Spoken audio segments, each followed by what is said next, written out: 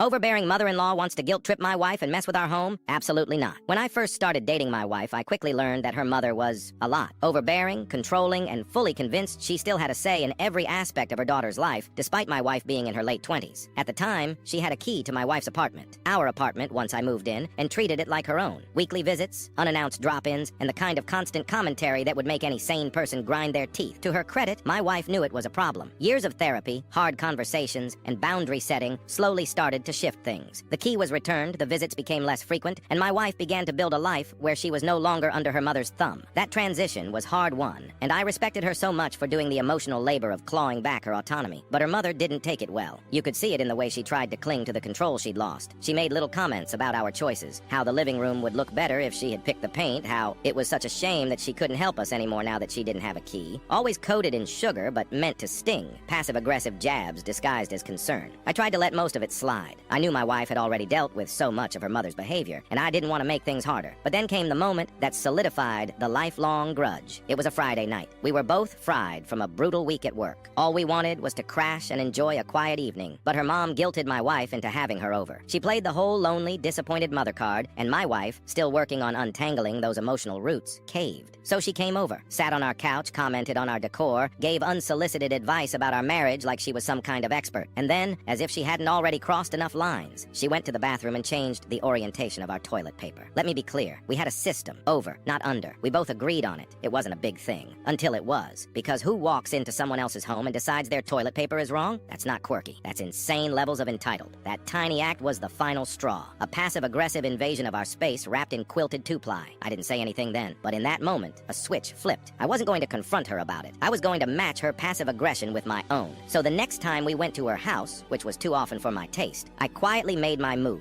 I changed the toilet paper orientation in every single bathroom. 3 of them. 1 upstairs, 1 downstairs, 1 in the guest wing. All flipped. I didn't announce it, didn't gloat, just made the switch and went about my visit like everything was normal, and I've done it every visit since, for 15 years. Every holiday, birthday, barbecue, whenever we step foot in her house, I flip the toilet paper. I've done it so consistently that I imagine she just assumes it's some strange, natural phenomenon. Maybe she knows it's me, maybe she doesn't, but she's never said a word about it. And more importantly, she has never touched our toilet paper again. It's a petty act, a stupid small hill to die on, but it's mine. It's my tiny rebellion against a woman who once tried to manipulate and guilt her daughter into submission, a symbol that we draw the line in our home, and that she doesn't get to cross it.